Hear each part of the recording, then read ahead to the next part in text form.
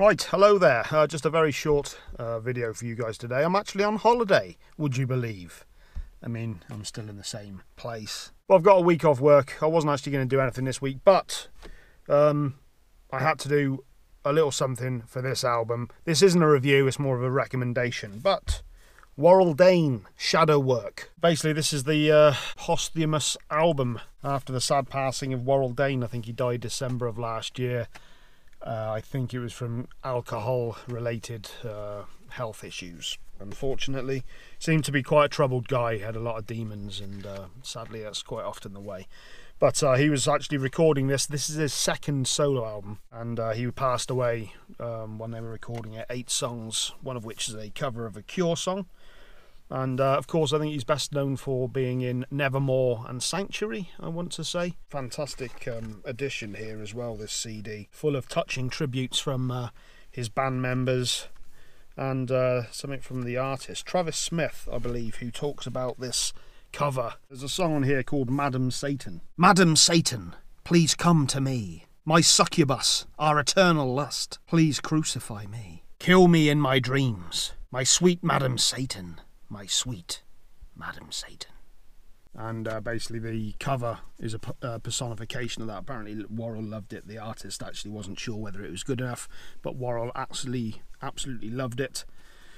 And while the guy was working on the artwork for what would ultimately be the back of the album, Warrel passed away, so he didn't get to speak to him again. But this is really a great album. There's very, very heavy in parts, very progressive, crazy instrumentation. These guys certainly know how to play. That's for damn sure. The drummer is absolutely incredible. The lead guitar playing is, well, shred-tastic. Ugh, can't believe I said that.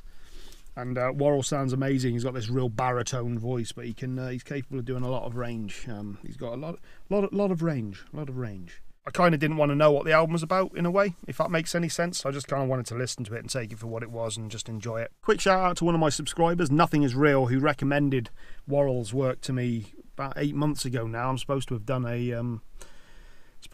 a subscriber request for him, but I haven't got around to it. I've been pretty slack with that lately. Yeah, he recommended Warrel to me, and that was why I checked out this album, sadly his last. Fantastic it is too. I'm sure you've heard it, and I'm sure you love it. Production sounds amazing. It really sounds huge. As I said, the drums are awesome, guitars are fantastic, bass punches through, and yeah, sadly that's his last album, I'm afraid. But Shadow Work, highly worth your time to check it out. Do. Also, as I'm here, I might as well point out this album as well, which a guy called Andy, formerly known as Mr. One Singularity, pointed out to me. I was going to review this one as well, but again, I've decided I'm just going to actually enjoy my holiday instead. So, Brant Bjork with Mankind Woman. Of course, I think he was the founding member of Caius. He was also in Fu Manchu for a little while. Does like his stoner, sludgy sort of vibe. He's put out a hell of a lot of solo albums as well, and this is, I can't remember what one it is, but it's ridiculous. He's done a lot. He's been a busy chap. And this is pretty much fuzzed out 60s, 70s psychedelic kind of stoner, hints of Hendrix, Sabbath. Also mixed in, you got some jazz, funk, and blues in there as well. So it's a really enjoyable album, a very blissed out, enjoyable album. If you are a fan of stoner. And who isn't? And why aren't you if you aren't? You're a twat if you aren't. I do apologise for the rather haphazard and slapdash put together episode today, but it was either put something out there or put nothing out at all, and I'd rather bring attention to these good albums, because both of them are highly worth your time. I wouldn't have got a chance to catch up on them next week because I've got a very busy schedule, because we have the remaster of Unjustice for All. The remaster doesn't bother me particularly, but I do like the idea of using that as an excuse to do a classic album review for Unjustice for All. So I'll definitely be doing that. We got the new Tenacious D album, we've got the new Prodigy album, and also we got Tosca, a band that I don't know if many of you will know about them, but they are highly worth your time. Their debut album, they've got an EP out. Excuse me and my burpee pops. They've already got an EP out called Ode to the Author, which is fantastic, and this is their first proper album. So 4 albums potentially next week. to review. I'm going to give a quick plug to my gaming channel, Free to Be Gaming, for those of you who haven't checked it out. I've been going through the full playthrough of Red Dead Redemption 2. I'm not going to lie, that's what I've been doing quite a bit of that on my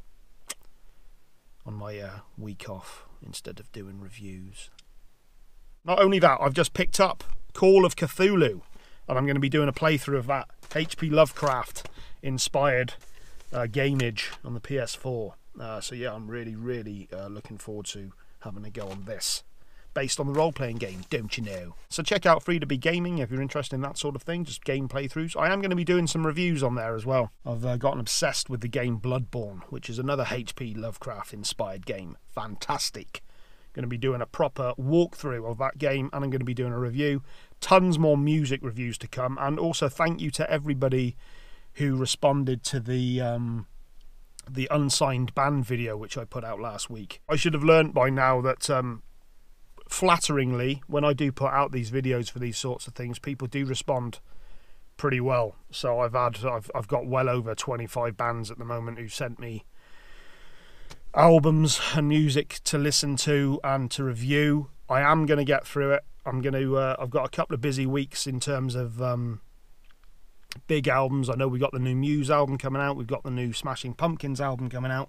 So probably mid-November I'm going to start doing regular unsigned band reviews. So that is going to happen as well. So plenty to come. And I am finally getting some episodes together for my PMA channel, which I'll probably end up launching in the new year. I think that kind of makes sense. I like the idea of launching that January 1st, starting the new year with some PMA and positive mental attitude, for those of you who don't know.